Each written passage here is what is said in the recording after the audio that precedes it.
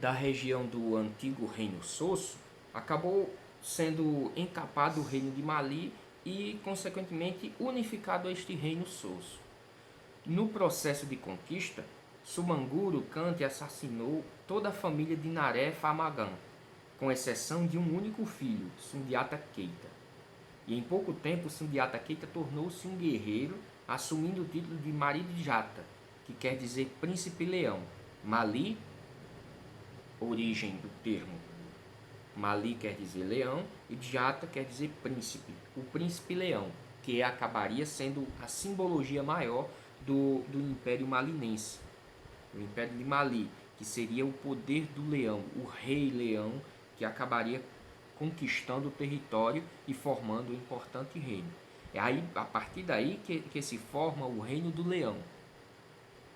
Com o auxílio de seus partidários, Sundiata retomou o reino, reorganizando e matando Sumangaro na Batalha de Quirina.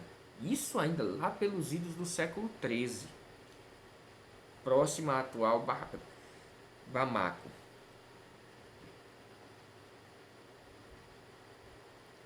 Em 1240, Sundiata começa seu processo de expansão imperial, conquistando e saqueando a capital de Gana, que era também o importante reino naquela época, o reino que deu origem ao Império de Mali.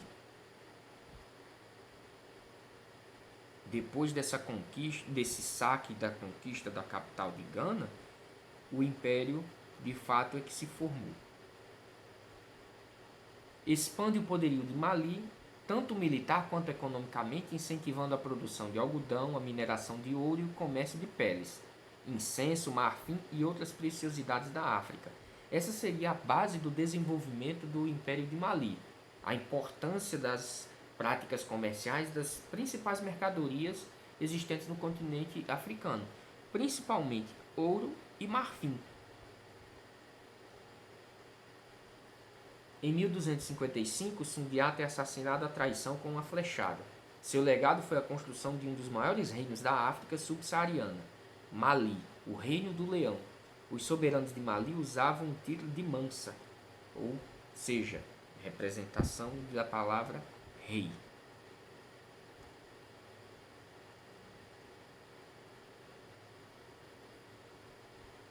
Extensão do Império de Mali. Em seu apogeu durante o reinado de Mansa Musa, o Império Malinês estendia-se do Atlântico à região ocupada pelo atual Niamey. Suas capitais eram Niane e Kangaba. Grande parte do território malinês era atravessado pelo rio Níger, um dos maiores rios da África. O deserto e a floresta tropical possibilitavam uma ampla variedade de produtos, etnias e culturas, todas submetidas ao poder do Mansa, ao poder do imperador, do rei do Império de Mali. Nesse caso, as relações culturais provenientes desse controle de uma vasta região acabou movimentando ainda mais o poder econômico do Império de Mali, já que toda a sua extensão territorial ocupava tanto terras de deserto quanto terras de grandes florestas, e acabavam de alguma forma relacionando povos com características culturais diversas. E isso permitia o desenvolvimento cultural cada vez maior, e também as trocas comerciais possibilitavam grande produtividade, grande transmissão de riquezas de uma parte à outra do Império de Mali.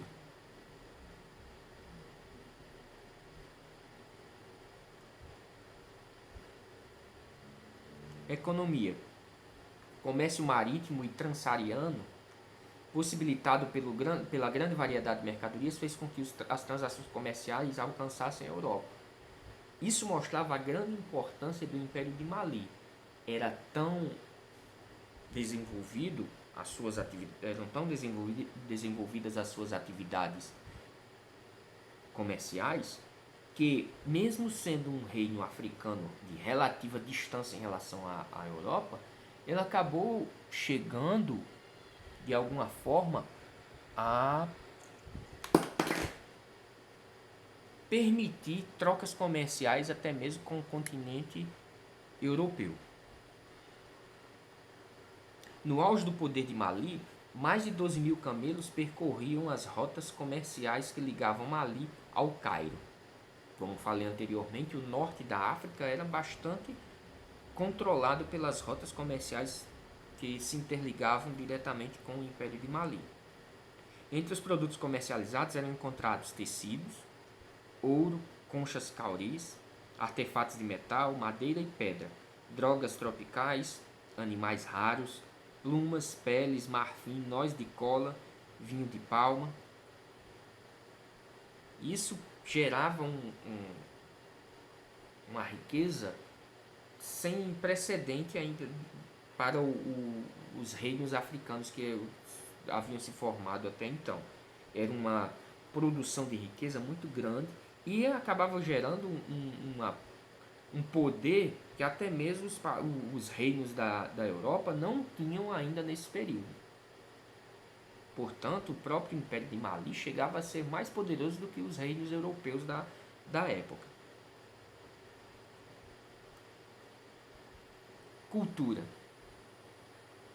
Cidades como Tombuctu, Djenné, Gao se destacaram por serem importantes centros de concentração de pessoas e de comércio e, consequentemente, se desenvolveram como importantes cidades nas quais existiam importantes trocas comerciais e culturais que acabavam gerando uma inter-relação entre os povos, não somente do Império de Mali, mas com os povos de comerciantes que para lá se dirigiam. Suas cidades eram pontos de convergência das culturas de 3 civilizações, a sudanesa, a egípcia e a magrebiana. Com a conversão dos reis malinenses ao islamismo, a cultura árabe também tornou-se uma referência a ser seguida, principalmente pelas elites que buscavam imitar diretamente o rei. E justamente as interferências culturais dos árabes acabou movimentando o desenvolvimento cultural do Império de Mali do ponto de vista arquitetônico. As grandes construções e edificações arquitetônicas do Império de Mali tiveram grande influência de arquitetos de origem árabe e os próprios trejeitos da arquitetura estavam relacionados diretamente aos aspectos culturais da cultura árabe.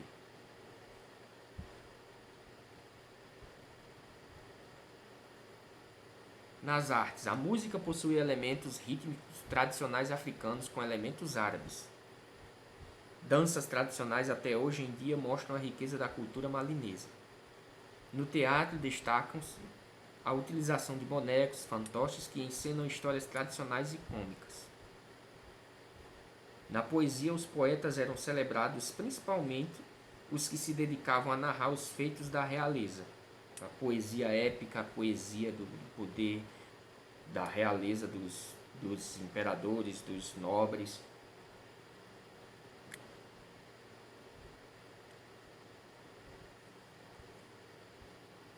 A religião, durante séculos os malineses tiveram uma religião da terra, surgindo